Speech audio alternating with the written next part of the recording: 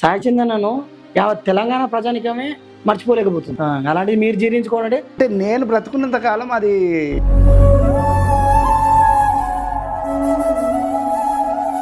సాయి చందన్ చిన్నప్పటి నుండి కానీ ఆయన పెళ్లి విషయం ఊరు కానీ ఎప్పుడైనా క్రమశిక్షణ తప్పినట్టు అనిపించింది? కనీసం పెళ్లి సమయంలో ఇంటర్ కాస్ట్ మ్యారేజ్ చేసుకుంటారు కదా, ఆ విషయాల్లో మీరు ఆయన చెప్పడం కానీ వద్దనడం కానీ, మీ పెద్ద కొడుకు భార్య పిల్లలు ఎట్లా ఉంటారు, నిమ్మలంగా ఉంటారు? అంటే ఇప్పుడు వాళ్ళకైనా దుఃఖమే కదా. అంటే పెద్దవాళ్ళు కాబట్టి ఏమైనా త్రిట్ ఉండే అవకాశం ఉందన్నట్టు చెప్పిరా? అట్లేం లేదు, అట్లా ఉంటుందేమో. మీకు మంచి పేరు చూసి ఒక పాట మా ప్రేక్షకులు సార్. నిన్నగాక మొన్నే కదా నిండుగా నవ్వి మాట్లాడి మాటలోనే మాయామైతివా. మేము జన్మనిచ్చినటువంటి క్రమం ఏదైతే ఉందో పెద్ద కొడుకు చిన్న కొడుకు ఎట్లా పుట్టినరు అట్లా వెళ్ళిపోయారు. మీ కొడుకు రూపం మీ మనోలో చూసుకుంటావు కదా, మరి ఇద్దరికి కమ్యూనికేషన్ ఉందా? మీ మనవడితో ఫోన్ చేయించడం కానీ, అంటే వీడియో కాల్స్ కానీ ఫోన్లో కానీ మాట్లాడడం అనేది అప్పటి నుంచి లేదు, ఇప్పుడు కూడా లేదు. సాయి ఉన్న దూరికి లేని క్యాస్ట్ ఫీలింగ్ సాయి గారు చనిపోయిన తర్వాత ఏమైనా మీ కోడలకు వచ్చింది అనుకుంటున్నా? ఇదేం రాకపోవచ్చు అని నేను అనుకుంటున్నా. సాయి చంద్ గారి దశదిన కర్మ రోజు ఒక పాట తెలంగాణ ప్రజానికాన్ని మొత్తాన్ని నేర్పించింది. పాలామూరు పిల్లగాడు బయలుదేరేనే ప్రపంచ వేదిక మీద ప్రజల పాటై నిలిచేనే. నా కొడుకు నా మీద పాట రాసిండు. మేము అమ్మ కడుపులో ఉన్నప్పుడు అమ్మ మనసు కష్టపెట్టలేదట. నాన్న నాన్న నాన్న నీ మనసెంత మంచిదో నాన్న. అందరికీ నమస్తే, వెల్కమ్ టు దార్వి స్టూడియో. అయితే తెలంగాణ ప్రజలందరికీ చాలా సుపరిచితుడు తెలంగాణ ఉద్యమ గాయకుడు సాయి చంద్ గారు. తను మన నుండి దూరమై దాదాపుగా 2 సంవత్సరాలు కావస్తుంది. అయితే ఈ క్రమంలో మన స్టూడియోకి ఈరోజు వారి నాన్నగారిని ఇన్వైట్ చేయడం జరిగింది. వారితో కొన్ని మాట్లాడి ఆయన లేని లోటు ఏ విధంగా ఉంటుందో తెలుసుకుందాం. పెద్దాచి నమస్తే. నమస్కారం. ఎట్లుంది ఆరోగ్యం? కూడా బాగుంది, మంచిగా ఉందా? పర్వాలేదు. అదే సాయి చంద్ అన్న మీ ఇంటి సభ్యుడే కాదు, మా ప్రతి ఒక్కరి ఇంటి సభ్యుడు. ఆయన లేని లోటు మేమే ఇప్పటికీ పని తీరుతలేదు. మరి మీకు ఎట్లా అనిపిస్తుంది ఆ లోటు? ఎట్లా కొడుకు లేని లోటు అనేది చాలా దురదృష్టకరమైన విషయం. ఓకే, అంటే ఎవరికైనా ఏ తల్లిదండ్రులైనా తల్లిదండ్రి బ్రతికున్నంగా పిల్లలు కనుమరుగు కాకూడదు. పిల్లల ముందు తల్లిదండ్రులు వెళ్ళిపోయినా బాధ లేదు, అది సహజమైన విషయం. ప్రకృతి ధర్మం ఏంటంటే పెద్దవాళ్ళ ముందర పిల్లలు చనిపోకూడదు. ఓకే, పిల్లలు ఎదురుగా తల్లిదండ్రులు లేదా పెద్దవాళ్ళు ఎవరు చనిపోయినా వాళ్ళ లోటుని పెద్దగా నష్టకరంగా అనుకోము. సరే వాళ్ళ ఆయుష్ తీరింది చనిపోయినరు అని అనుకుంటాం. అట్లా కొడుకులు పుట్టగానే సంతోషం ఉంటుంది, పెరుగుతుంటే ఆనందంగా చూడాలనిపిస్తుంటుంది, వాళ్ళు ఆడుతుంటే ముచ్చట్లు చూడాలనిపిస్తుంది, వాళ్ళు మాట్లాడుతుంటే వినాలనిపిస్తుంటుంది, వాళ్ళ చేష్టలు మనకెంతో అబ్బురపరుస్తుంటాయి. అట్లాగే చదువుకొని ప్రయోజకులయ్యి పెద్దవాళ్ళుగా అయ్యి వాళ్ళు కూడా ఒక ప్రయోజక స్థానంలోకి కూర్చున్న తర్వాత తల్లిదండ్రులకు ఎలలేని ఆనందం ఉంటుంది. ప్రయోజకులు అయినప్పుడు పిల్లలు ప్రయోజకులు అయినప్పుడు తల్లిదండ్రులకు అమితానందం ఉంటుంది. ఆ ప్రయోజనకరం పొందే సమయంలో తల్లిదండ్రులకు దూరం అయిపోతే అది ఇంక చెప్పలేనంత బాధ తట్టుకోలేదు. అలాంటిది జరగకూడదు ఎవరికి, ఏ తల్లిదండ్రులు కూడా. తమ పిల్లలు తమ కళ్ళ ముందర పుట్టి పెరిగి పెద్దగై ఒక ప్రయోజకులయ్యి మొత్తం భూప్రపంచాన్ని వదిలిపెట్టిపోవడం అనేది చాలా బాధాకరమైన విషయం. కనుక ఆ బాధను ఇప్పుడిప్పుడుగా దిగమింగుకొని, అంటే ఇప్పుడుగా మేము మర్చిపోలేము. ఒక కుటుంబము అనేది కాకుండా మేము ఎందుకంటే జన్మనిచ్చినాం కాబట్టి.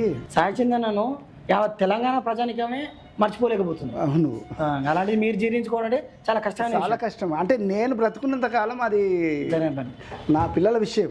ఓకే, ఇప్పుడు నాకు 2 కొడుకులు బిడ్డ, 2 కొడుకులు కూడా చనిపోవడం అనేది చాలా దురదృష్టకరమైన విషయం. అదే అడుగుదాం అనుకున్నా పెద్ద మనిషి. మామూలుగా మా అందరికి సాయి చందన్ అంటే చాలా అందరికి తెలిసిన ఫేస్ అది. అవును, కానీ మీ పెద్ద కొడుకు కూడా చనిపోవడం జరిగిందంట, అదేమైంది అసలు? అసలు మా పెద్ద కొడుకు ఆయన మిలిటరీ జవాన్. ఓకే, 2002లో ఆయన మిలిటరీలో జాయిన్ అయ్యిండు. 2018లో రిటైర్డ్ అయ్యి ఇంటికి వచ్చిండు. ఓకే. 2021లో 2019లోనే లివర్ డ్యామేజ్ అయింది. అంటే వచ్చి 1 year అయింది అంతే. 1 yearలో రెస్ట్ తీసుకున్నాడు ఇంటి దగ్గర. ఓకే. ఇంకా రెస్ట్ తీసుకున్న తర్వాత మళ్ళీ ఏదైనా ప్రైవేట్గా జాబ్ తీసుకోవడమా ఇంకేదైనా చేసుకోవడం అంటే తనకు కూడా భార్య పిల్లలు ఉన్నారు. భార్య పిల్లలు ఉన్నారు. తను ఇక సెటిల్మెంట్ అయిదామనే క్రమంలో ఆయనకు 2019లోనే లివర్ డ్యామేజ్ అయింది. అంటే జాండీస్ అయ్యి లివరు డ్యామేజ్ అయిపోయింది. ఎప్పుడు చనిపోయాడు? 2021 ఏప్రిల్ 1 ఇంకా రాబోతుంది. ఓకే. ఏప్రిల్ 1కి ఆయన వెళ్ళిపోయాడు. అంటే కేవలం 2 సంవత్సరాల వ్యవధిలో 2 కొడుకులు చనిపోయారు. 2 సంవత్సరాలు కూడా కాదు, 1.5 year. అంతేనా? అంటే మేము జన్మనిచ్చినటువంటి క్రమం ఏదైతే ఉందో పెద్ద కొడుకు చిన్న కొడుకు తేడా ఎంత ఉందంటే 1.5 year తేడా ఉంది పుట్టుక.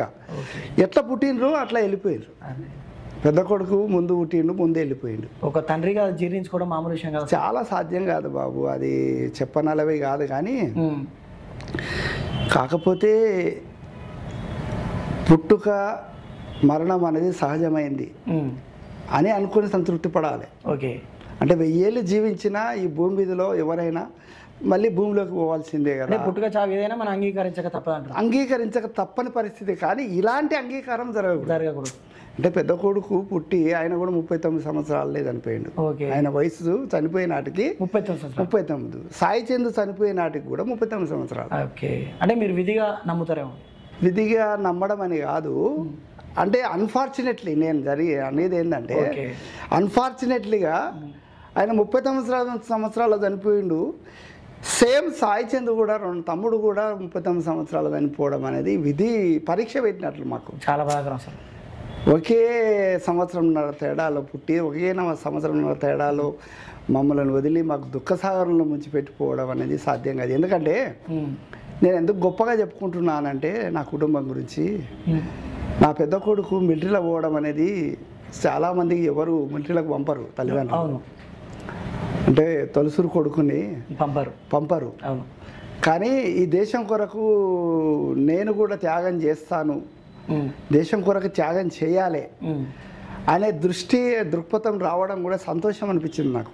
నా పెద్ద కొడుకు ఈ చదువులు ఉద్యోగాల కంటే కూడా ఆర్మీ జవాన్గా ఉంటే అది దేశం కొరకు సేవ చేసినట్టుంటుంది, అది తృప్తినిస్తుంది అని తను భావించి అట్లా పోవడం అనేది నాకు కూడా మంచిగా అనిపించింది.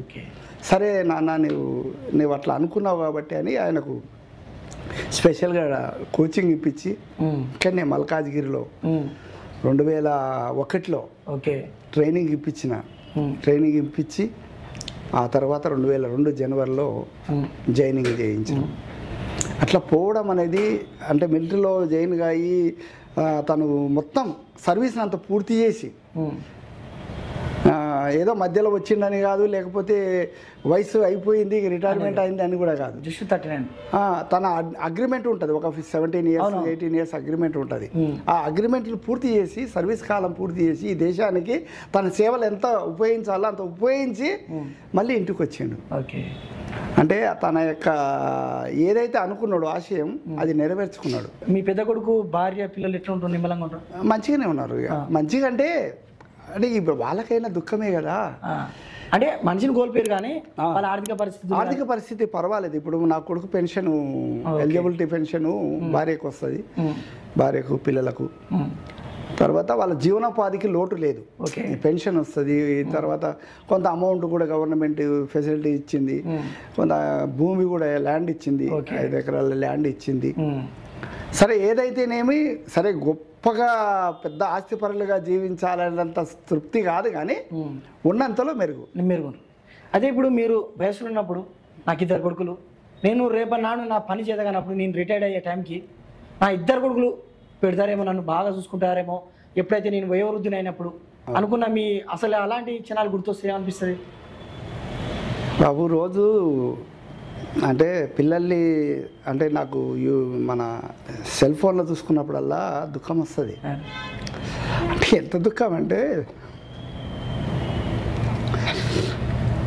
పుట్టినప్పుడు ఎంత సంతోషపడ్డానో మొదలు కొడుకు పుట్టినప్పుడు.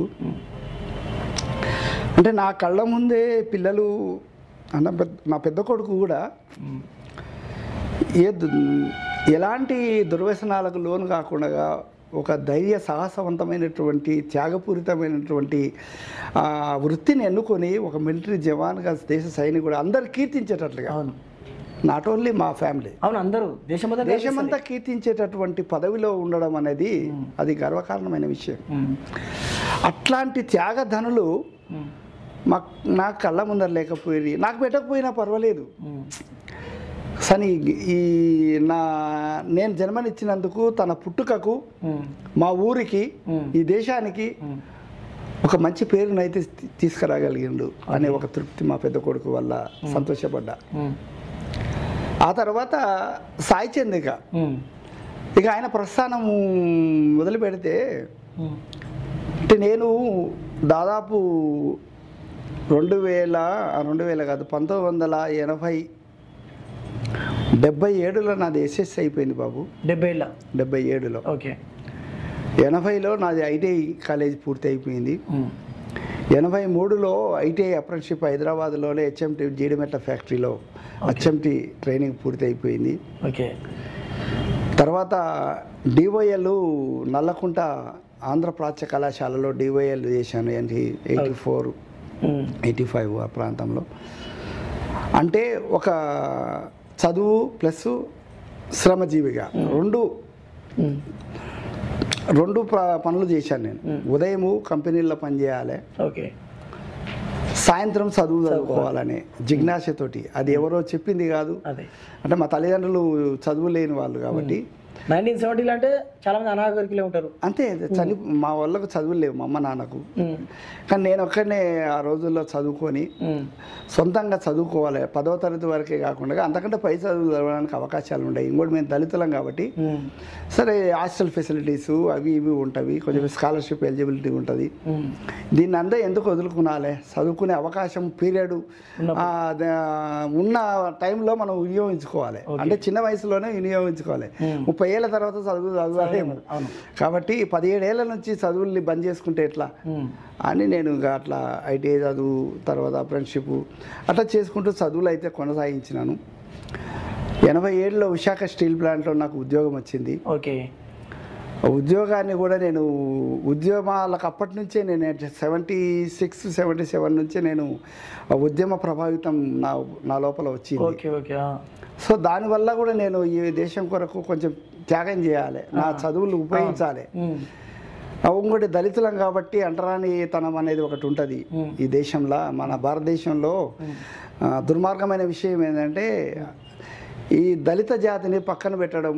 అంటే మాట్లాడితే కూడా తప్పు, ఇంట్లోకి రానియకపోవడం తప్పు, ఇవన్నీ కూడా అవమానాలు కొంతకాలం జరిగింది. మీరు విద్యార్థి దశలో ఉన్నప్పుడు ఉంది కదా?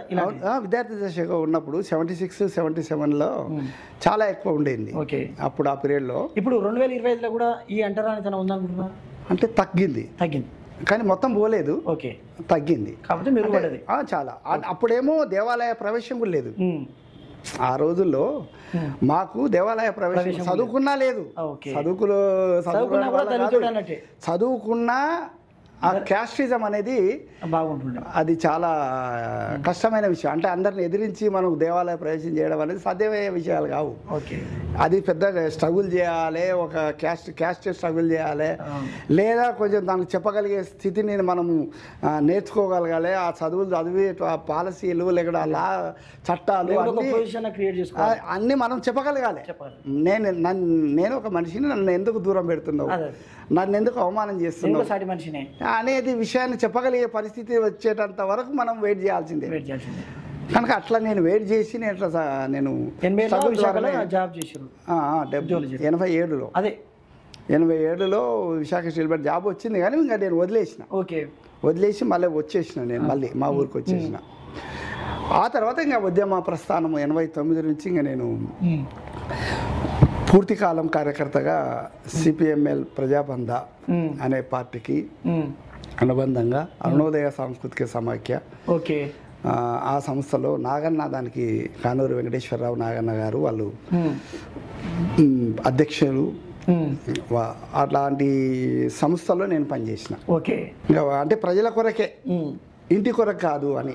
ఇంటి కొరకు చేయడం అంటే ఉద్యోగం చేయాలి. అదే నాకు అదే డౌట్ వచ్చింది. అది సాచిందన్న చాలా కుగ్రామం నుండి వచ్చి రాష్ట్ర నాయకుడు అయిపోయాడు. అవును, అంటే రాష్ట్రం మొత్తం గుర్తుపడుతుంది. అవును, గత ముఖ్యమంత్రి కేసీఆర్ కూడా కన్నీరు ఇచ్చిండు. అవును. అలాంటి నాయకుడికి నాయకత్వ లక్షణాలు ఎక్కడి నుంచి వచ్చినాయి అనుకున్నా, కానీ నేను అదే అనుకున్నా మీ నుండి అనేది తెలుస్తుంది. అది చెప్తున్నారు. నేను ఆ రకమైనటువంటి ఫుల్ ఫ్లెడ్జ్డ్గా నేను ఈ దేశం కొరకు త్యాగం చేయాలనుకున్నాను. కుటుంబాన్ని వదిలిపెట్టినాను. అంటే భార్య పిల్లలు అవస్థలు పడ్డా, ఆకలి కొన్నా, దుఃఖపడ్డా, వాళ్ళ బాధలు సహజం అనుకున్నాను నేను. అంటే నా బాధలో ఇది ఈ దేశంలో ఉండే అనేక మంది బాధల్లో నాది ఒక బాధ, అంతేగాని నాది మొత్తం బాధ కాదు, నాదే పెద్ద బాధ కాదు. నేను ఒక్కనే కాదు ఈ ప్రపంచంలో నివసించేది, నేను ఒక్కనే కాదు మామూలు దళితుల్ని కానీ, మామూలు కష్టజీవిని కానీ, లేకపోతే ఆస్తులు లేని వాడిని అనేక మంది ఉన్నారు. అందులో నేను ఒక్కడిని అనుకొని జీవించిన ఈ వ్యవస్థని మార్చాలి అనుకున్నాను నేను. ప్రధానంగా ఏంటంటే ఈ దళిత సమాజము ఏదైతే ఎదుర్కొంటున్న అవమానాలు ఉండవో అవి ఫస్ట్ నిర్మూలన చేయడానికి నిర్మూలన చేయాలి. ఈ వివక్షత అనేది ఫస్ట్ నాకు దూరం కావాలి, నేను పోగొట్టుకున్నాను. మరి ఆ సమయంలో గవర్నమెంట్ జాబ్లు చాలా ఈజీగా వస్తుండే, మీరు అప్పట్లో చెప్పినా కదా 87లో వచ్చింది కదా, వదిలేసుకున్నా. ఎందుకు? దీని కొరకే. Visakha steel plant, Visakha private contract base లో జాయిన్ అయ్యా. తర్వాత ఐటీఐ కాలేజీలోకి వచ్చాను. మొత్తం అంతా 13 సంవత్సరాలు దీర్ఘకాలికంగా ఓల్డ్ టైమర్గా పూర్తిగా ఫ్లడ్స్గా దేశం కొరకు అంకితమై పనిచేసిన కదా. ఆ పీరియడ్లో ఎక్కడ ఏం పని చేయలేక, అంటే నా కుటుంబానికి కూడా నేను టైం ఇవ్వలేదు, దేశానికి ఇచ్చారు మొత్తం. అంతే. గ్రేట్. అదే ఇప్పుడు సాయచందన్ ఉండే కదా, చిన్నప్పటి నుండి ఎలా ఏ విధంగా ఉంటుండే? అంటే చిన్నప్పటి నుంచి ఆయన చదువుల్లో కూడా పాటలు పాడే, అంటే నేను గాయకుడిని కదా. మీరు గాయకులే? నేను గాయకుడిని కాబట్టి, అంటే గద్దర్ ఇన్ఫ్లుయెన్స్ మా ఊరికి గద్దర్ వచ్చిండే 77లో, 77, 79 2 సార్లు వచ్చిండు. ఆ టైంలో నేను 77 అంటే నేను ఎస్ఎస్సి స్టూడెంట్, మంచి టీనేజ్ కుర్రోడు మీరు, కుర్రోడిని ప్లస్ విద్యార్థిని. సో ఆ టైంలో నాకు గద్దర్ పరిచయం, గద్దర్ పాట వినడం అనేది నాకు కొంచెం ఇన్ఫ్లుయెన్స్ అయ్యారు మీరు. మీకు గద్దర్ కూడా ఇన్స్పిరేషన్ ఉండొచ్చు? గద్దర్ ఇన్స్పిరేషనే. గద్దర్ పాట మొట్టమొదటిసారి గద్దర్ పాటనే విన్నాం. అంటే ఒక వెరైటీ పాటలు పాడారని పాడాను. అంతేనా? మీకు మంచి పేరు చూసి ఒక పాట మా కోసం పాట, మా ప్రేక్షకుల కోసం. రైతు స్కూల్ సంఘం నాయకుడు చనిపోతే ఆయన మీద పాట రాసింటి నేను. మీరు రాశారు? రాసి ఆ శవయాత్రలో పాడాను. ఓకే. నిన్నగాక మొన్నే కదా, నిన్నగాక మొన్నే కదా, నిండుగా నవ్వి మాట్లాడి, భుజం భుజం కలిపి నడిచి, భుజం భుజం కలిపి నడిచి, చేదోడు వాదోడయి, మాటలోనే మాయామైతివా ఆంజనేయులన్నా, మమ్మిడిసి వెళ్ళిపోతివా ఆంజనేయులన్నా, మమ్మిడిసి వెళ్ళిపోతివా. రైతు కూలి సంఘంలోన రణములా తేలిన వలన, పాలేళ్ళ జీతాలు వెంచ సమ్మెగట్టి పోరు చేసి, రైతు కూలి నాయకుడైతివా ఆంజనేయులన్నా, మమ్మొదిలి వెళ్ళిపోతివా ఆంజనేయులన్నా, మమ్మొదిలి వెళ్ళిపోతివా. సూపర్, చాలా బాగుంది. అసలు ఎంత బాగుందంటే సాయచంద్ గారు డైరెక్ట్ స్వర్గం నుండి మా స్టూడియోకు ఆయన వాయిస్ పంపించారు అనిపిస్తుంది. చాలా చాలా చాలా మంచి పాడారు. అసలుకి ఇక్కడి నుంచి వచ్చిన ఈ లక్షణాలు మొత్తం. నేను ఒక్క ఇంటర్వ్యూ కూడా మీది అంటే యాదృచ్ఛికం ఏమో తెలియదు, కానీ మీరు చనిపోయిన అది మీ అబ్బాయి చనిపోయినప్పుడు మీరు ఏడుస్తున్న వీడియోలు చూశాను తప్ప మీ లోపల ఇంత నైపుణ్యం ఉందనేది నేను ఎప్పుడు గ్రహించలేదు. థ్యాంక్స్ అండి. ఎందుకంటే ఇదే పాటని స్కూల్లో పాడి ప్రైజ్ తీసుకున్నాడు. ఎందుకంటే మా నాన్న రాసిండు, మా నాన్న పాడిండు, 10 మందిని ఏడిపించిండు. ఇంతకంటే గొప్ప పాట ఇంకేముంటుంది? ప్రైజ్ కొరకు కాకపోయినా మా నాన్నని తలుచుకున్నట్లుంటుంది. సరే, మా నాన్నని ఒక ఎవరు అంటే పలానా వెంకటరాములు కొడుకు అనే పేరు కూడా వస్తుంది, పాడదామని పాడుకొని ఆయన ప్రైజ్ తీసుకున్నాడు. అప్పటి నుంచి ఇక స్టార్ట్ అయింది పాటలు పాడడం అనేది. చాలా అప్పటి నుంచే ఇక మొదలయ్యి అనేక పాటలు ఆయన వచ్చేసింది. ప్రస్తావనగా కాలేజీ నుంచి పాటలు రాయడము. అదే వయసు తారతమ్యం ఉంది, కానీ మీ రూపమైనా మీ వాయిస్ అయినా సేమ్ ట్విన్స్ లా ఉంది. చాలా గొప్ప విషయంగానే నేను కూడా అనుకుంటా. అదే ఇప్పుడు చాలా క్రమశిక్షణ కలిగిన గాయకుడు నాయకుడు అని కేసీఆర్ లాంటి వాళ్ళే పోతారు కదా. అవును. మీ విషయంలో ఎప్పుడైనా సాయి చంద్ అన్న చిన్నప్పటి నుండి కానీ ఆయన పెళ్లి విషయం వరకు కానీ ఎప్పుడైనా క్రమశిక్షణ తప్పినట్టు అనిపించింది? క్రమశిక్షణ తప్పలే. ఎందుకంటే నేను కూడా తల్లిదండ్రుల్ని భార్య పిల్లల్ని వదిలిపెట్టి దేశం కొరకు పనిచేసినా కానీ క్రమశిక్షణ లేకుండా వదిలిపెట్టలే. మీ విషయాలే కాదు, అంటే నేను ఎట్లయితే నా తల్లిదండ్రులు అంటే నేను చదువుకున్న ఉద్యోగం చేయాలి, తల్లిదండ్రుల్ని సాధించాలి, అంటే వాళ్ళని పెంచాలి, ఆదరించాలి, భార్య పిల్లల్ని కూడా పోషించాలి, ధర్మం అది. కానీ తల్లిదండ్రుల్ని భార్య పిల్లల్ని అందరినీ వదిలిపెట్టి దేశం కొరకు పనిచేయడం అంటే అది ఒక క్రమశిక్షణ, డిసిప్లిన్. ఓకే, నేను ఆ విషయం గురించి అంటలేను. అట్లా అలాంటి అంటే అలాంటి ఏదైతే నాకు నమ్మకం కలిగిందో అంటే వాళ్ళకంటే ఈ దేశం గొప్పది అని భావన ఎప్పుడైతే వచ్చిందో అంటే వాళ్ళు వదిలిపెడితే అది అన్యాయం అని కాదు నా ఉద్దేశం. అంటే అంత క్రమశిక్షణ కోల్పోవడం అనేది నాకు లేదు, నా కొడుకు కూడా లేదు. అంటే తెలంగాణ ప్రజలకు మొత్తానికి తెలుసు ఆయన క్రమశిక్షణ కలిగిన వాడని. కానీ నా క్వశ్చన్ ఎందుకు అది మెన్షన్ చేసినట్టే కనీసం పెళ్లి సమయంలో ఇంటర్ కాస్ట్ మ్యారేజ్ చేసుకుంటారు కదా. అవును. ఆ విషయాల్లో మీరు ఆయన చెప్పడం కానీ వద్దనడం కానీ అలాంటివి ఆపడం కానీ ఏం జరగలేదు? అట్లాంటి ఆపడం లేదు. నాకు మొదలు ఆయన అనుకున్న మనిషిని నన్ను పరిచయం చేసిండు. ఓకే. ఆయన అదే ఏదైతే ఫస్ట్ లవ్ ఓకే అన్నప్పుడే నాకు పరిచయం చేసిండు. నేను సో అండ్ సో అమ్మాయి నేను పెళ్లి చేసుకోవాలనుకున్నాను నాన్న అని నాకు చెప్పిండు. మీ రియాక్షన్ ఏంది అప్పుడు? అప్పుడు నేనేం రియాక్షన్ అంటే వ్యతిరేకంగా నేను లేను. ఎందుకు మన కులంలో మస్తూరు పిల్లలు మా చుట్టాలు బంధువులు చెప్పలేదా అని అనుకోవచ్చు కదా. కానీ నేను అంతకుముందే ఈ క్యాస్టిజం పోవాలనే వ్యవస్థలో వచ్చినా కదా. అంటే కుల వ్యవస్థ, మత వ్యవస్థ వీళ్ళన్నిటికీ భిన్నంగా ఒక ఏది సోషలిస్ట్ సమాజం ఏర్పడితే బాగుంటుంది అనే భావంతో వచ్చినాను. కాబట్టి ఈ కులరహిత సమాజం ఉంటేనే బాగుంటది అంటే మీరు ఆనందపడరు? ఇంకా చాలా సంతోషం అనిపించింది. కాకపోతే అబ్జెక్షన్ ఏంటంటే వాళ్ళు ఆస్తిపరులు. ఓకే. అంటే కొంచెం ఇంకోటి క్యాస్టిజంలో కూడా అప్పర్ క్లాసు, ఓకే, మేము లోయర్ క్లాసు. ఓకే. అంటే సమాజం భావించే అంటే లోయర్ క్లాస్ అంటే లోయర్ క్లాస్ కాదు, సమాజం అట్లా భావిస్తుంది. దళితులు అంటే అంటరాని వాళ్ళు దూరంగా ఉంటారు ఊరికి, వాళ్ళు ఈ సమాజానికి అవసరం లేదు అనుకునే సమాజం.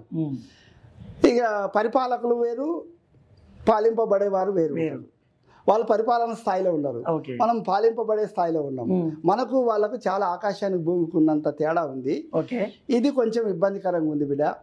ప్లస్ ఇదొక్కటి ప్రధానంగా. ఇక ఆమెనేమో కొంచెం బాగుంటది, మనిషి అందంగా ఉంటది, మంచిగా ఉంటది. ఇక నా కొడుకేమో నాలాగుంటాడు, అంటే శ్యామ నలుపు ఉంటది. అంటే ఒక రకంగా మనం రామాయణాలు భారతాలు తీసుకుంటే కృష్ణుడు కానీ రాముడు కానీ నలుపు ఉంటాడు, రుక్మిణి కానీ సీతమ్మ కానీ తెలుపు ఉంటాం. అంటే ఇది కొంచెం రంగు విషయాల్లో కూడా డిఫరెన్స్ ఉన్నాము. ఇవన్నీ ఉంటాయి. రేపు ఏమన్నా అబ్జెక్షన్లు వచ్చి మళ్ళీ దూరం అయిపోకుండా జాగ్రత్తగా ఉండు. అంటే పెద్దవాళ్ళు కాబట్టి ఏమైనా థ్రెట్ ఉండే అవకాశం ఉందన్నట్టు చెప్పిరా? అట్లేం లేదు, అట్లా ఉంటుందేమో. ఆమెకు కూడా చెప్పిన నేను, నా కొడుకే కాదు చూడమ్మా, నువ్వేమో ఆస్తిపరురాలు, మేము ఆస్తి లేని వాడిని, చదువుకున్నాను కానీ ఆస్తి లేని వాడిని, కాకపోతే మేము సంస్కారం ఉన్న వాళ్ళం. ఈ విషయంలో అయితే మేము అందరికంటే మెరుగే. ఓకే. అందరినీ ఎట్లా గౌరవించాలి, ఎట్లా వాళ్ళని మా వైపు మళ్లించుకోవాలనే విషయంలో మేము ముందే ఉంటాం. కానీ ఆస్తి అయితే లేదు, ఇది ప్రధానమైంది. సమాజంలో ఆస్తి ఉన్నదానికి గౌరవం ఉంది. ఓకే. ఆస్తి లేదు కాబట్టి మాకు గౌరవం తక్కువ అయితే రేపు తక్కువ కూడా కావచ్చు నువ్వు వచ్చిన తర్వాత. ఇదన్నీ కూడా నువ్వు బాగా అర్థం చేసుకొని నా కొడుకుని ఎట్లా అర్థం చేసుకున్నావు ఇప్పుడైతే, అంటే మనిషిగా మంచిగా వాళ్ళ మనసు గౌరవించినవు, చేసుకోవాలనుకున్నావు, సంతోషం. రేపు నీ జీవితకాలం తను అట్లా ఉంటే బాగుంటుంది. ఓకే. ఇదే స్టాండ్ తీసుకొని ఉంటే బాగుంటుంది, ఇట్లనే ఉండాలి. అట్లా ఉంటే మాకు సంతోషం. నాకైతే అబ్జెక్షన్ లేదు. ఓకే. ఏమైనా అబ్జెక్షన్ ఉంటే మీ తల్లిదండ్రులకి మీ వాళ్ళకు ఉంటుంది తప్ప మాకు అబ్జెక్షన్ ఏం లేదు. నా కొడుకు ఎవరిని చేసుకున్నా నేనేమి చేసుకోమని చెప్పేవాడిని, కానీ అబ్జెక్షన్ ఇచ్చి చేయను. మా కులపోళ్ళని చేసుకోవాలని కానీ, నేను చూసిన అమ్మాయిని చేసుకోవాలని కానీ, లేకపోతే నువ్వు నన్ను దాటి ఎందుకు ముందుకు పోయేవాడిని కానీ, ఇలాంటి అబ్జెక్షన్లు అయితే నాకు లేదు. అదే మీరు ఒక మాట అన్నట్టు నలుపు కదా అన్న, కానీ సాయి చంద్ అన్న ఫేస్ చూస్తే ఎక్కడైనా సరే ఆయన ఫేస్ కనబడి ఒక పోస్టర్ మీద యూట్యూబ్లో తమ్ముళ్ళు కనబడితే 100% ప్రతి తెలంగాణ పౌరుడు అది ఓపెన్ చేస్తారు. అవును అంత కలమకు ఆయన. అవును అవును చాలా కళ ఉంది, చాలా మంచి ఇదిగా ఆయన ఎంతో కానీ మా కడుపులో పుట్టి ఆయన చూస్తేనే ఆకట్టుకునేటటువంటి ఫేస్. ఇప్పుడు మనం గతంలో బీఆర్ఎస్ పార్టీకి ఆయన పనిచేసినప్పుడు అవును అసలు ఇంకా ఒక ప్రధానంగా ఒకటి ఏమొస్తుందంటే ఇప్పుడు 2018 ఆయన ఎలక్షన్స్ క్యాంపెయిన్ పోయినప్పుడు ఉన్న ఊపు 2023లో లేకున్నది. మేము సాక్షిని కోల్పోయాయని బీఆర్ఎస్ పెద్ద పెద్ద నేతలే అన్నారు అసలు. అవును అయితే ఇప్పుడు సరే అయిపోయింది 2 yearsగా వస్తుంది. మీ కొడుకులు అయినా మీ కోడలైనా వాళ్ళే మీ వంశం, మీ పిల్లలు కాబట్టి మనవాళ్ళు కాబట్టి. మరి ఇప్పుడు సాయిచంద్ గారి భార్య రజనీ గారితో మీ ర్యాప్ ఎలా ఉంది? అంటే మీ కుటుంబం కమ్యూనికేషన్ ఏ విధంగా ఉంది? మంచిగానే ఉన్నది. అంటే జనరల్ కుటుంబ వ్యవస్థ అనేది ఎట్లా ఉందో అట్లే ఉన్నాం ఇప్పటికైతే, నో ప్రాబ్లం. అంటే పెద్ద కొడుకు భార్య పిల్లలు కూడా ఉన్నారు. ఇప్పుడు నా చిన్న కొడుకు సాయిచంద్, ఆయన భార్య పిల్లలు కూడా ఉన్నారు, మొత్తం 4. సాయిచంద్ గారు కాలం చేసిన తర్వాత ఆ గిడ్డంగుల చైర్పర్సన్గా మీ కోడలు కూడా కొన్ని రోజులు చేసింది. అయితే ఇన్ని బాగానే సంపాదించుకొని ఉంటుంది, అన్న కూడా కొన్ని సంపాదించి చెప్పాడు. అంటే మీకన్నా చాలా బెటర్ ఉంటుంది. మీకు ఏదైతే కేసీఆర్ ఇచ్చిన డబ్బులు దాన్ని ఫిక్స్డ్ డిపాజిట్ చేసుకొని కేవలం నెలకు 10,000 రూపాయలతోటి ఉండరు. మరి ఎట్లా సర్వే అవుతారు? మీ కూడా ఎప్పుడన్నా ఏమన్నా హెల్ప్ చేస్తా? హెల్ప్ అంటే హెల్ప్ అనేది లేదు మాకైతే, కానీ అంటే మేము వాళ్ళకి కానీ అంటే మా కోడళ్ళకి మీరు వాళ్ళకి హెల్ప్ చేసే స్థితిలో లేరు. వాళ్ళు ఉన్నారు కదా, వాళ్ళు ఉన్నారు కానీ సరే ఇప్పుడు వాళ్ళు ఏం భావించవచ్చు అంటే కేసీఆర్ సార్ గారు పెట్టారు కదా కొంత అమౌంట్, మీకు డబ్బులు ఇచ్చారు కాబట్టి ఇక దాని మీద వాళ్ళు జీవిస్తారు. మాకు కూడా కొంత కేసీఆర్ సార్ ఇచ్చిండు మాకు అని మా కోడలు రజనీ గారు కూడా నాకు నా భార్య నాకు నా పిల్లలకు కూడా కేసీఆర్ సార్ ఇచ్చిండు కాబట్టి దాని మీద మేము జీవిస్తున్నాం. ఓకే, ఇప్పుడు కేసీఆర్ సార్ మా మామయ్యకు పెట్టింది కాబట్టి మామయ్య కూడా దాని మీద జీవిస్తున్నాడు. ఇక మేము ఆయన తనకి ఇచ్చేది ఏముంది, తను మేము అడిగేది ఏమి లేదు.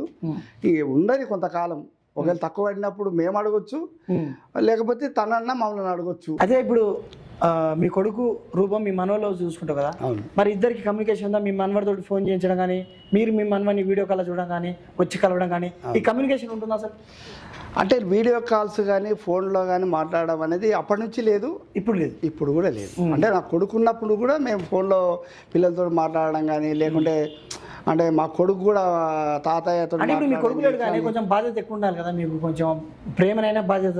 అవును కరెక్టే కానీ ఇప్పుడు నేను ఎందుకు అప్పుడు లేదంటే నో ప్రాబ్లం, ఎందుకంటే వాళ్ళకు పెద్ద దిక్కుండు. అవును సాయిచంద్ గారు అవసరం లేదు, ఇప్పుడు ఉండాలి కదా మీరు, మీ భరోసా ఉండాలి కదా. అవును మరి అవును తప్పకుండా నేను పోవాల్సింది, నేను మాట్లాడతాను పోతాను. కానీ విషయం ఏంటంటే వాళ్ళు కొంతకాలం బాధల్లో ఉన్నారు, నేను కూడా బాధల్లో ఉన్నా. మేమిద్దరము ఇట్లా కలుసుకున్నప్పుడల్లా బాధ దుఃఖము పంచుకునేదానికంటే దూరంగా ఉండి ఎవరి బాధలు వాళ్ళని క్లియర్గా చేసుకొని సంతోషం ఉన్నప్పుడు సమయాల్లో కలుసుకుందామనే ఉద్దేశంతో ఆగినాం తప్ప ఆమెైనా మేమైనా. అంతేగాని వ్యత్యాసం ఉండి వాళ్ళకు మాకు సంబంధం లేదు మాకు వాళ్ళ సంబంధం లేని భావంతో అయితే లేము. ఫోన్లు కూడా అనేది అది లేదు, కామన్గా అయితే ఫోన్లో మాట్లాడడం అనేది అప్పుడు లేదు. ఇప్పుడు మీ కోడలు వాళ్ళకు పేరెంట్స్ ఉన్నారా? వాళ్ళతో కమ్యూనికేట్ వాళ్ళు ఉన్నారు, వాళ్ళు టచ్లో ఉంటారు. వాళ్ళు అంటే మా కోడలతో టచ్ ఉంటారు, కంటిన్యూ ఉన్నారు వాళ్ళు. ఇంకా వాళ్ళు కూడా దగ్గర ఉన్నారు. అది ఇంకోటి ఏంటంటే మేము లేకపోయినా వాళ్ళ అమ్మ తరపున అమ్మ నాన్నలు కానీ మేనమామలు కానీ మా మనవాళ్ళకు కొంచెం మనవరాళ్ళకి ఉన్నారు, అందుబాటులో ఉన్నారు. దగ్గర అటు పుట్టినప్పటి నుంచి వాళ్ళు అదే సాన్నిధ్యంలో ఉన్నారు. ఓకే, సో మాతో లేకపోయినా వాళ్ళతో అయితే మంచిగానే ఒక భావం, తాత అవ్వ అమ్మమ్మ అనే భావం అయితే ఉంది కాబట్టి ఉండేది, ఎవరితో ఉన్నా పర్వాలేదు. తప్పుగా అనుకోదు, ఒక మాట అడుగుతానని చెప్పండి. సాయి ఉన్న దోరికి లేని క్యాస్ట్ ఫీలింగ్ సాయి గారు చనిపోయిన తర్వాత ఏమైనా మీ కోడలకు వచ్చింది అనుకుంటున్నారు? లేదు అట్లా ఇదేం రాకపోవచ్చు అని నేను అనుకుంటున్నా. ఎందుకంటే ఆమె అన్నీ అనుభవించి అన్నీ తెలుసుకొని చేసుకున్నది.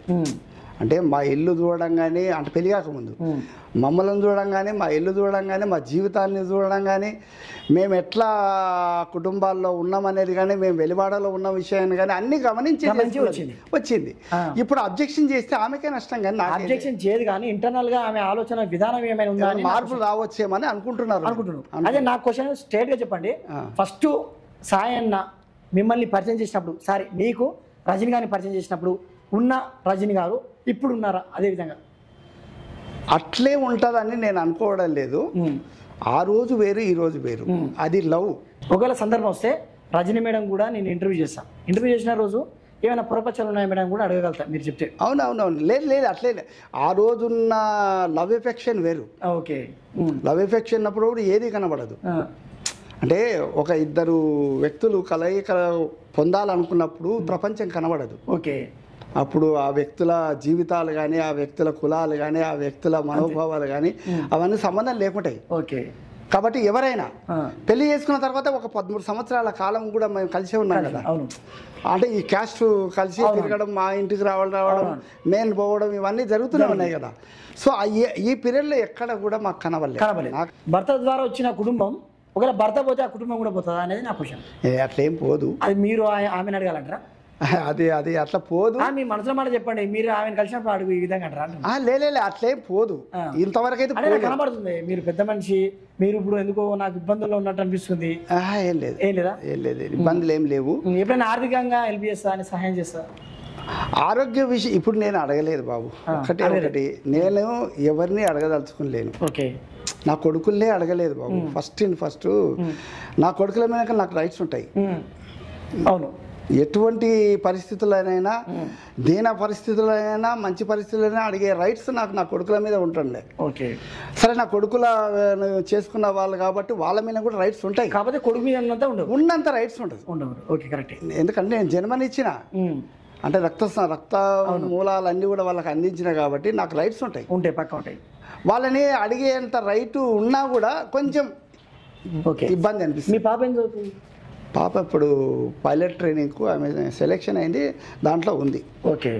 అదే లాస్ట్ ఇయర్ ఇంటర్వ్యూలో నాకు ఆడబిడ్డ కాదు, నా కూతురు సాయిచంద్ గారు ఉన్నప్పుడు ఎలా చూసుకున్నారు, నేను అదే విధంగా చూసుకుంటా, నేను ఖర్చు పెట్టుకుంటా, అమ్మాయిని చదివించుకుంటా అని చెప్పింది. మరి ఇప్పుడు ఎట్లా ఉంది వదిన మరదళ్ళ కమ్యూనికేషన్? బాగానే ఉంది. కానీ కాకపోతే నా కూతురు కూడా అడగదు. ఒకటే పాయింట్ బాబు, నేను అడగను ఎవరిని, నా కూతురు కూడా ఎవరిని అడగదు. మీ కూతురు సర్వే కావడానికి మీరు ఇప్పటికి మీరే ఇస్తున్నారా డబ్బులు? మా కూతురు కూడా 25 లక్షలు కేసీఆర్ సార్ పెట్టిండు, చదువు కొరకు పెట్టిండు. ఆ డబ్బులు మా కూతురుకే పెట్టాను. ఆ కూతురు ఉపయోగించుకుంటుంది. ప్లస్ తక్కువ పడ్డప్పుడు నన్ను అడుగుతుంది, తండ్రిని కాబట్టి తప్పనిసరిగా అడుగుతుంది. నేను కూడా సాయం చేస్తుంటా. సరే, అవసరం వచ్చినప్పుడు వాళ్ళ వదినను కూడా అడుగుతుంది, వదిన కూడా సాయం చేస్తుంది. అట్లా చేయదని ఏం లేదు. ఆమె కూడా చెప్పింది, ఏదైనా అవసరం వస్తే నన్ను కలువు, మీ నాన్ననే కాదు నన్ను కూడా కలువు, నేను కూడా సాయం చేయగలుగుతా అని. అంటే సరే, అవసరం ఉంటేనే అడుగుతుంది. మా బిడ్డ కూడా మాటికి అడగదు, నన్ను అయితే అడుగుతుంది. ఏ చిన్న తక్కువ పడినా, 10 రూపాయలు తక్కువ పడినా, నాన్న నాకు 10 రూపాయలు తక్కువ పడ్డాయి, ఫోన్పే చేయంటది. కానీ వదిన అడగడం కొంచెం ఇబ్బంది. అది ఇప్పుడు ఎలా కూడా మీ కొడుకు కుటుంబం పైన కేసీఆర్ సార్ వాళ్ళ కుటుంబం ఆశీర్వాదం ఉంది కాబట్టి భవిష్యత్తులో మీ కోడల్ని భవిష్యత్తులో మంచి రాజకీయ నాయకురాలుగా చూడాలనుకుంటున్నారు?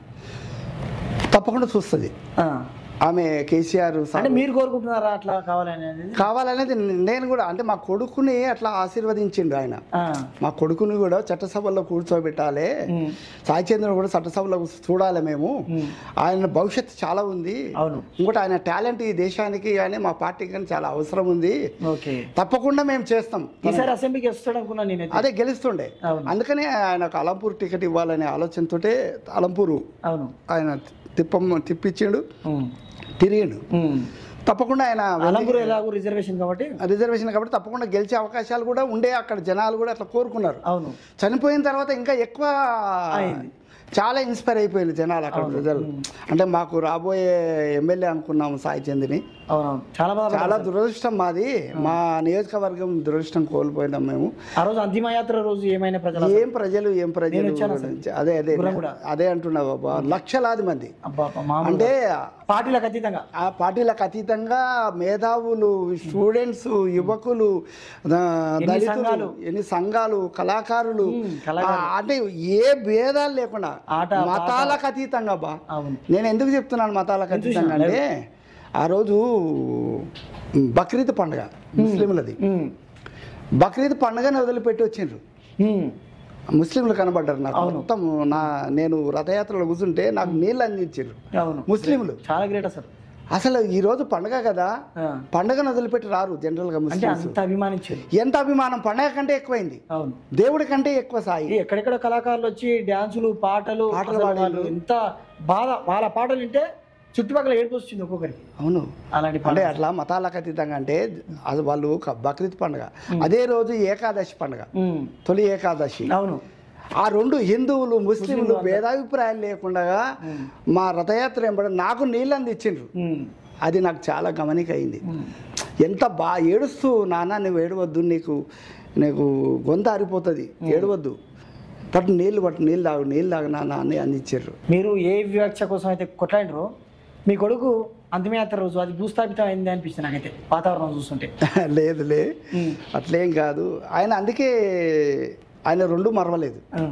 ఏది మరవలేదంటే అంబేద్కర్ను మరవలేదు, ప్లస్ కేసీఆర్ను కూడా మరవలేదు. ఎందుకంటున్నా అంటే తన పుట్టిన జాతిని మరవలేదు, తన పెరిగినటువంటి పార్టీని మరవలేదు. మిట్టపల్లి రాసిన పాట చాలా బాగా రాసిండు. అటుపక్క అంబేద్కర్ జెండా గురించి, ఇటుపక్క కేసీఆర్ జెండా గురించి ఎంత బాగా రాసిండు అసలుకి. బలుంది పాట చాలా అద్భుతంగా, అమరచింత చిన్నవాడ. అవును, చాలా బాగా రాసిండు, అది గొప్పగా రాసిండు. అట్లా అంటే సాయి కూడా అంటే కులాన్ని కూడా మరవలే, తన జాతిని మర్చిపోలేదు. అదే అవును. ఎప్పుడైనా సరే ఎవడు చెప్పిండురా తక్కువ జాతిని అసలు ఏం ప్రశ్నించిండు. అది అంటే అది చాలా అభిమానిస్తుంది. ఎవడు చెప్పిండురా మీరెక్కువ జాతోళ్ళని, యాడా రాసిండురా మేము తక్కువ జాతోళ్ళని. ఎవడు చెప్పిండురా మీరెక్కువ జాతోళ్ళని, యాడా రాసిండురా మేము తక్కువ జాతోళ్ళని.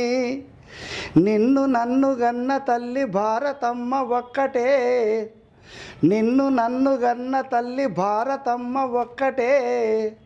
నీవు నేను బ్రతుకుచున్న భరత భూమి ఒక్కటే. నీకు నాకు నడుమ కులం అడ్డుగోడ ఏందిరా, నీకు నాకు నడుమ కులం అడ్డుగోడ ఏందిరా. ఈ కులం వలే కుళ్ళును రాసిన వాడెవ్వడు, ఎవ్వడు చెప్పిండురా మీరెక్కువ జాతోళ్ళని, యాడా రాసిండురా మేము తక్కువ జాతోళ్ళని. ఎంత అంటే చాలా అద్భుతంగా ఉంది అసలు. నిజంగా మరిపిస్తున్నారు సాయాన్ని వచ్చే పాడుతుండే అనిపిస్తుంది అసలు. ఎంత గొప్పగా రాసిండు అంటే అది రాసిండు. ఆయన పాడినప్పుడు ఆ స్టేజ్ మీద ఎమ్మెల్యేలు, కొంతమంది పెద్ద మనుషులు అందరు అప్పర్ క్లాస్ లో ఉన్నారు. అవును అవును, అదే చెప్పిండ్రు కదా. అంటే కేసీఆర్ పక్కలో ఉన్నాడు, అయినా కూడా తన జాతిని మరవలే. అంటే పుట్టిన నేలను, పుట్టిన తల్లిని, పుట్టిన భూమిని మరవకూడదు ఎవరైనా, ఎంత గొప్ప చరిత్రకారుడైనా. అది మర్చిపోయిందంటే చరిత్రహీనులు అయిపోతారు. ఇప్పుడు కేసీఆర్ కుటుంబం మీతో ఎప్పుడైనా కలిసినట్టు, మాట్లాడినట్టు, మీరు పోయినా అపాయింట్మెంట్ ఇచ్చి మాట్లాడే సందర్భాలు ఉన్నాయా? అంటే నేనైతే ఇంతవరకు పోలేదు సార్ దగ్గరికి. అయితే కేసీఆర్ సార్ మమ్మల్ని చాలా ఆదరించిండు, ఆయనకు మేము ఎప్పుడు కృతజ్ఞులం, మా కుటుంబం వరకు. అంటే మీకు అన్న చనిపోయినప్పుడు ఏమైనా మాట ఇచ్చిండు? మాట అంటే ఏం మాట అంటారు? అంటే ఫైనాన్షియల్ కూడా మీరు అప్పటికే సీనియర్ సిటిజన్స్ అయ్యారు కదా. అవును. మరి మేము ఏదైనా హెల్ప్ చేస్తాను నీకు అదే విధంగా చెప్పిండు. ఏం చెప్పిండు అంటే, నేను సాయి చందును నాకు ఒక కుటుంబ సభ్యులాగా అనుకున్నాను. అవును, మీరు కూడా నా కుటుంబ సభ్యులు. సాయి చంద్ ఎప్పుడైతే నేను ఓనప్ చేసుకున్నానో, సాయి చంద్తో పాటు మీరు కూడా నా కుటుంబ సభ్యులాగానే. ఓకే. సో మీరు అందరు కూడా అంటే నాకు, నా భార్యకు, నా బిడ్డకు దశదిన కర్మ రోజు చెప్పిండు. నాకు చెవి దగ్గర నిలబడి చెప్పిండు. రాయ్య అన్నాడు. ఏంటి సార్ అన్న, నువ్వు ఏం బాధపడకు, సాయి ఉన్నప్పుడు నువ్వు ఎంత సంతోషంగా ఉంటుంటువో నేను అంత సంతోషపడతాను. నువ్వు ఎప్పుడు కూడా ఇక దిగులు పడద్దు, బాధపడద్దు. నేను ఇంటికి పిలుస్తా, ఒకరోజు అన్నం పెట్టిపిస్తా, నాతో కలిసి తినపడతా. అంటే నా కుటుంబ సభ్యులాగా నేను చూస్తా. కాబట్టి నువ్వేం మీరు ఎప్పుడైనా కలవడానికి ప్రయత్నం చేశారా? ప్రయత్నం అంటే నేను చేయలేదు. సరే, నాకు కొద్దిమంది ఎమ్మెల్యేలు, మాజీ ఎంపీలు వాళ్ళు చెప్పారు, ఎప్పుడో ఒకసారి సార్ పిలుస్తానన్నాడు, పెద్ద సారు మిమ్మల్ని గుర్తుపెట్టుకున్నాడు, తప్పకుండా మిమ్మల్ని పిలుస్తాడు అని. ప్రథమ వర్ధంతి రోజు కూడా మాజీ ఎంపీలు వచ్చి, సార్ పెద్ద సార్ గుర్తు చేసిండు, ఒకసారి పిలుస్తాడు, తనకు ఆరోగ్యం కూడా బాగాలేదు, ఏదో ఒక రోజు తప్పకుండా మీకు ఇన్విటేషన్ అయితే వస్తుంది, మిమ్మల్ని పిలుస్తాడు, లేదా మీరు ఎప్పుడైనా వీలుంటే వచ్చి కలవడానికి వస్తే తప్పకుండా మీకు ఆహ్వానం అయితే అందుతుంది. హరీష్ రావు గారు ఏమైనా భరోసా ఉంది? హరీష్ రావు సార్ కానీ, కేటీఆర్ సార్ కానీ చాలా కనబడితే మాత్రం ఎమ్మడే నమస్తే సార్ అంటే నమస్తే రావయ్యా అంటారు. అది మాత్రం ఉంది మాకు. కేసీఆర్ ముఖ్యమంత్రి దిగిపోయింది కదా, ఆ రోజు మీకు ఏమనిపించింది? బాగా అనిపించింది? ఎట్లా అనిపించింది? అవును, బాధనే. ఎందుకంటే అంటే మాకే కాదు, అవును, ఈ తెలంగాణ ప్రజలకు చాలా బాధ అనిపిస్తుంది. ఇప్పుడు చూస్తున్నాం కదా ఓకే, అనేక మంది అంటే అనవసరంగా మనము కేసీఆర్ సార్ని ఓడగొట్టుకుంటుంది, ఆయనను ఇంతకంటే ఎక్కువ చేస్తారేమో వీళ్ళు అని భావించుకుంటుంది ప్రజలు. అంటే ఎంత తప్పు పని చేసినామేమో అనుకుంటున్నారు. ఓకే, సరే మొత్తం నేను తెలంగాణ అంతా నేను చెప్పలేను కానీ ఇప్పుడు మీది నాది ఒకటే జిల్లా, ఉమ్మడి పాలమూరు జిల్లా. అవును, మన ప్రాంతం వాడే రేవంత్ రెడ్డి. అవును, మరి మన ప్రజలు క్షేత్రస్థాయిలో ఏమనుకుంటున్నారు రేవంత్ రెడ్డి గురించి? సరే మన ప్రాంతం వాడనే అభిమానం ఉంటుందేమో కానీ అన్నం పెట్టినప్పుడు ఎవరైతేమి, మనోడైతే తనుడైతే. ఇప్పుడు కన్న కొడుకు లేదా కన్న తండ్రికి అన్నం పెట్టకపోతే కొడుకుని తండ్రి తిడతాడు, తండ్రిని కొడుకు తిడతాడు. నన్ను ఎందుకు కన్నావు అంటాడు కొడుకు, అన్నం పెట్టకపోతే, నన్ను సరిగా చూడకపోతే. తండ్రి కూడా అరే నేను నిన్ను పెంచి పెద్ద చేస్తే నాకు అన్నం పెట్టకపోతే ఏమిరా, నేను మందిని అడుక్కున్నా, కడుపున పుట్టినావు కదరా అని కొడుకుని అంటాడు. అట్లా ఎన్నుకున్నాం. ఓకే, మన ఊరు వాడని, మన ప్రాంతం వాడని, మమ్మల్ని ఎన్నుకున్నాం కానీ ఇక మాకు కూడా ఏమి చేయలేకపోతున్నావు కదా. మీరు చాలా చక్కటి పాటలు పాడారు కదా. అవును, నాకు ఒక కోరిక ఉంది పర్సనల్గా. నా కోరిక ఏంటంటే, ఇంత మంచి గాత్రం ఉంది కదా మీకు, అంటే నేను సాయిచంద్ అన్న గాత్రం మీకు వచ్చిందని చెప్దాం అనుకున్నా, లేదు మీ గాత్రమే ఆయనకు వచ్చింది. అయితే రేపనాడు బీఆర్ఎస్ ఏమైనా ప్రచార అవి సభలు పెడితే దయచేసి ఒక్కసారి ఒక పర్ఫార్మెన్స్ ఇవ్వాలి మీరు. తప్పకుండా ఇస్తా, బరాబర్ పక్కా ఇవ్వాలి. అవసరమైతే మీరే పోయి ఆ లోకల్ ఎమ్మెల్యేల దగ్గర వేడుకొని మీరు ఒక్క పర్ఫార్మెన్స్ ఇవ్వండి, మొత్తం రాష్ట్రం దద్దరిల్లిపోతుంది. క్లియర్, తప్పకుండా ఇస్తాను. పిలుస్తారు కూడానేమో అనుకుంటున్నాను నేను కూడా. సరే నేను మాత్రం అడగలేదు ఇంతవరకు. ఓకే, నాకు అవకాశం ఇవ్వండి, లేదా నేను ఒక గాయకుడిని, నేను సాయిచంద్ వాళ్ళ పెద్ద సార్ టైం ఉండదు కదా, మీరు ఇంత మంచి గాయకుడనే ఆయన లైవ్ లో చూడలే కదా. అవునవును, మేబీ ఒకవేళ ఇంత గాత్రం ఉందంటే ఎప్పుడో పిలిచేవాడేమో, ఏమో తెలియదు.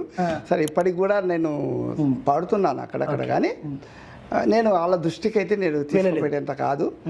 కానీ ఒక విషయం అయితే నేను చెప్పగలుగుతాను, ఇప్పటికే నన్ను చాలామంది అంటే మన మహబూబ్నగర్ జిల్లాలో దేవరకద్ర ఎమ్మెల్యే గారు ఆల వెంకటేశ్వర రెడ్డి, అవును మీకు తెలుసు, అవును, ఆయన బిడ్డ పెళ్ళికి నన్ను పిలిచిండు చూడండి, ప్రత్యేకంగా వెడ్డింగ్కి పంపిండు. ఆల వెంకటేశ్వర రెడ్డి గారు, ఆయన ఎక్కడ నేనెక్కడ, నా కుటుంబం ఎక్కడ నేనెక్కడ, అంటే నేను ఒక పదవిలో లేను, ఒక బాధ్యతల్లో లేను, లేకపోతే ఒక పాపులారిటీ కలిగిన ఒక పెద్ద మేధావిని కూడా కాదు, పెద్ద కళాకారుని కూడా కాదు. అయినప్పటికీ కూడా నా కొడుకు మీద అంత ప్రేమ పెంచుకొని సాయిచంద్ వాళ్ళ నాన్న, అంటే సాయిచంద్ను ఎంత చూసినామో సాయిచంద్ నాన్నను కూడా అంత గౌరవించుకోవాలి. కళాకారుడి తండ్రి, మర్యాద ఉండాలి, వాళ్ళ గౌరవం. అది నాకు చాలా ఆశ్చర్యం వేసిన విషయం ఏంది బాబు అంటే, అనుకోకుండా నేను సారు మా రిలేటివ్ చనిపోతే పోయినాం, నేను మా వాళ్ళు కాబట్టి పోయినా, తను కూడా పరామర్శ చేయడానికి వచ్చిండు. కామన్గా నేను మా బంధువు కాబట్టి నేను కామన్గా ఉన్నా, నేను పలానా సాయిచంద్ వాళ్ళ నాన్న అని పరిచయం చేసుకొని అడావుడి చేయడం మంచిగా అనిపించదని నేను కాముగా నిలబడ్డా, అందరితో పాటు బంధువులతో పాటు నిలబడ్డా. కానీ ఎవరు చెప్పిరేమో సాయిచంద్ వాళ్ళ నాన్న సార్ వచ్చిండు వాళ్ళ బంధువు అట అని అంటే, ఇట్లా మీలాగా కూర్చున్నాడు లేచి అట్లనా అని సాయిచంద్ నాన్న ఏడు నన్ను చూసి నా దగ్గరకు వచ్చి హత్తుకొని, గ్రేట్ అయ్యా నువ్వు, ఇంత సింపుల్గా ఉండవు నువ్వు, సాయిచంద్ అంటే మాకు ఎంత అభిమానమో, మా కుటుంబానికి ఆయన మాకు పరమావధి లాగా, ఆయన మా కుటుంబంలో ఒక సభ్యుల్లాగా అంత ప్రేమగా చూసినాము, మాకంత హెల్ప్ చేసిండు. అనేక సార్లు మేము సభలు పెడితే వచ్చిండు, పాట పాడిండు, మాకు చాలా ఎంకరేజ్మెంట్ ఇచ్చిండు. గొప్ప గాయకుడిని కన్నావు, గొప్ప కొడుకుని కన్నావు, అలాంటి వాడు నువ్వు ఎవరు తెలియకుండా నిలబడ్డావంటే గ్రేట్ ఆయన అని ఆయన్నే వచ్చి నా దగ్గరకు అత్తుకున్నా అంటే ఎంత గౌరవం ఇచ్చిన. అసలు ఈ పుత్రోత్సవం అంటే ఎట్లుంటుంది అంటే, పలానా ఆయన కొడుకు అని చెప్పుకోవడం కంటే పలానా తండ్రి అని చెప్తే ఆ పుత్రోత్సవం వేరు ఉంటుంది కదా, చాలా ఆనందం ఉంటుంది బాబు. అది నేను చూస్తున్నా కళ్ళారా. మీరు అవును, చాలా కళ్ళారా చూస్తున్నా. అంటే ఒక స్థాయి గల వాళ్ళు, ఒక ఎమ్మెల్యే గారు నాకు వెడ్డింగ్ పంపాల్సినంత పరిస్థితిలో నేను లేను, ఎవరికి తెలియకపోవచ్చు, కానీ అంత జ్ఞాపకంగా పెట్టి నేను రమ్మంటే నేను పోయినా.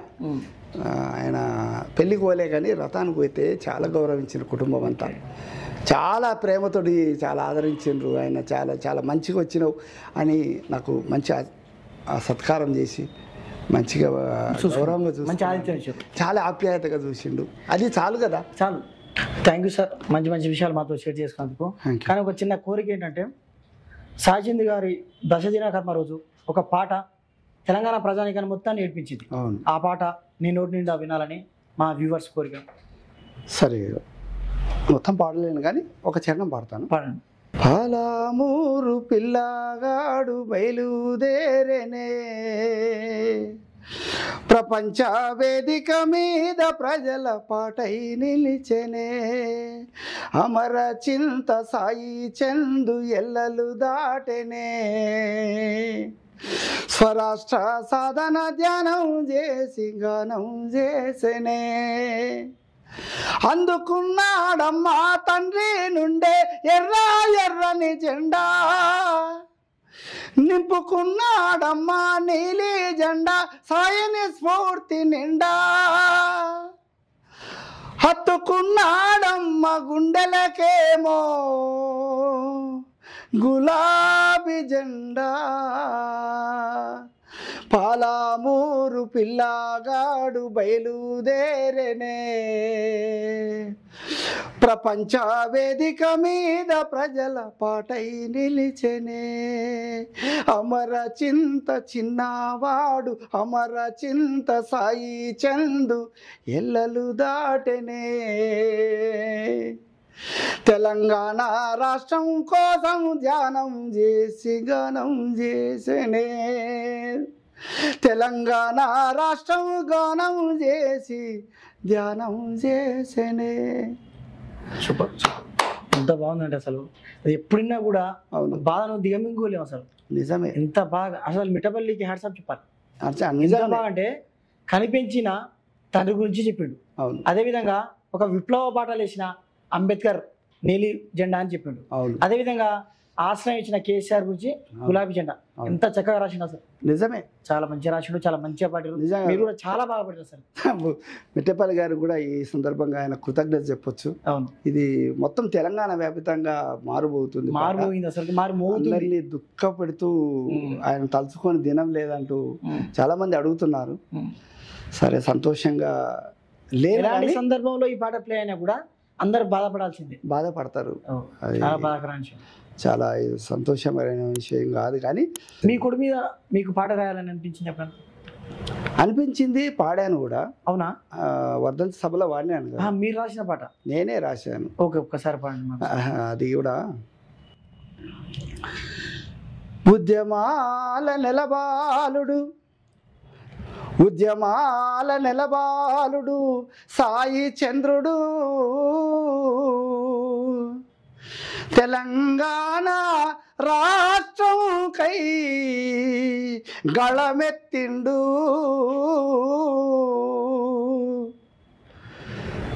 ఉద్యమాల నెలబాలుడు సాయి చంద్రుడు, తెలంగాణ రాష్ట్రముకై గళమెత్తిండు, కన్న తల్లిదండ్రులా జన్మనిచ్చిన తల్లిదండ్రులా పుట్టిన ఊరు రుణము తీర్చుకున్నాడు. చాలా అసలు ఎంత అంటే కాసేపు అయితే ఏడుపు వస్తాయి అనిపిస్తుంది. ఒక గాయకుడు, ఒక కళాకారుడు లాగా అనిపిస్తలేదు. ఒక తండ్రి ఆవేదన, ఆ ఒక బాధ వర్ణనాతీతం. అసలు ఇంకా కొంచెం అయితే నేను ఏడుస్తూనే అనిపిస్తుంది అసలు. 100% మా అందరి గొంతుల్లో, మా అందరి ఒక దారుల్లో కూడా సాయన్న ఉన్నాడు. మీరు మా అందరిని కూడా ఒక కొడుకులాగా భావించండి. ఇంతమంది కుటుంబాన్ని మీకు సాయాన్ని అప్పచెప్పాడు. దయచేసి మా అందరినీ దృష్టిలో పెట్టుకునైనా మీరు బాధను దిగమించుకోవాలని కోరుకుంటున్నాను. చాలా చాలా చాలా చాలా థ్యాంక్స్ బాబు. ఎందుకంటే నా కొడుకు నా మీద పాట రాసిండు. ఒకసారి మీ గురించి పైన పాట 2 లైన్లు మాకోసం పాడతాను. సాయి సాయి అది మరవలేని విషయం. ఓకే. అది నాన్న నాన్న నాన్న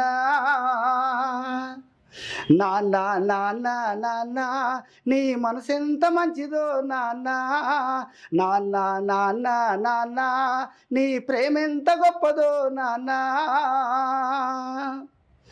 మేము అమ్మ కడుపులో ఉన్నప్పుడు అమ్మ మనసు కష్టపెట్టలేదట, మేము భూమి మీద పడ్డ వేలప్పుడు నువ్వు బాధలన్నీ మర్చిపోయినావట.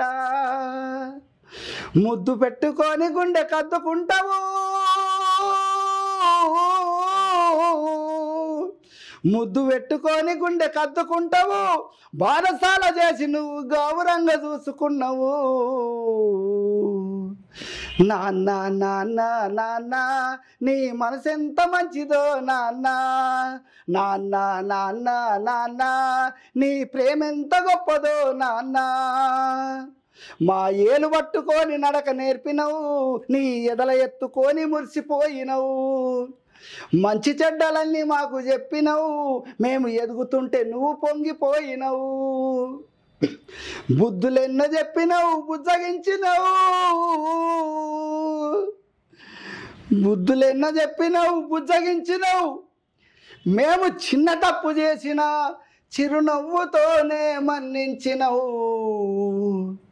నాన్న నాన్న నాన్న నీ మనసు ఎంత మంచిదో నాన్న, నాన్న నాన్న నాన్న నీ ప్రేమ ఎంత గొప్పదో నాన్న. మేము కోరుకున్నదేది కాదనవు, మా మనసుకు గాయపరచనీయవు.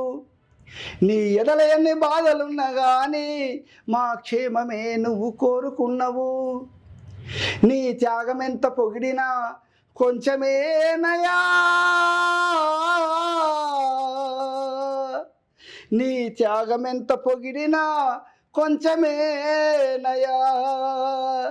త్యాగశీలి నాన్న నీకు పాదాభివందనము. సూపర్. అది చాలు కదా. అసలు సాయిచంద్ ఎక్కడుండో కానీ ఆయన ఎప్పుడు స్మరించుకోవాలి. ఎందుకంటే ఈరోజు మీ ఒక్కరి గురించి కాదు, అందరు ఫాదర్స్కి ఈ పాట అంకితం. ఎందుకంటే ఇప్పుడు ఎవరైనా స్వర్గస్థులైనా కూడా, లేకుంటే ఫాదర్స్ డే ఉన్నా కూడా, పలానా బర్త్డే ఉన్నా కూడా ఈ పాటనే పెట్టుకుంటారు. తప్పకుండా సుపరిచితమైంది తెలంగాణకి పాట, చాలా గొప్పగా. అసలు మీ ఒక్కరి గురించి రాలే, మా నాన్నల గురించి కూడా సాయిచంద్ ఈ పాట రాసి. నేను ఎందుకు గర్వపడుతున్నానంటే, అంటే నేను తండ్రిని ఎందుకు ఎక్కువ గర్వపడుతున్నా. ఈ సందర్భంగా ఆయనకు స్వర్గాలు ఉన్నా థ్యాంక్ చెప్పుకోవాలి. థ్యాంక్ యూ విధాంచి. చాలా మంచి విషయాలు సాయిచంద్ గారి గురించి మాకు తెలియని విషయాలు కూడా మాతో షేర్ చేసుకున్నారు. దాంతోపాటు చాలా విలువైన సమయం మా స్టూడియోకి, మా ఇంటర్వ్యూకి కేటాయించారు. మరొకసారి మా దార్వి స్టూడియో తరఫున ప్రత్యేక కృతజ్ఞతలు. చాలా థ్యాంక్స్ బాబు.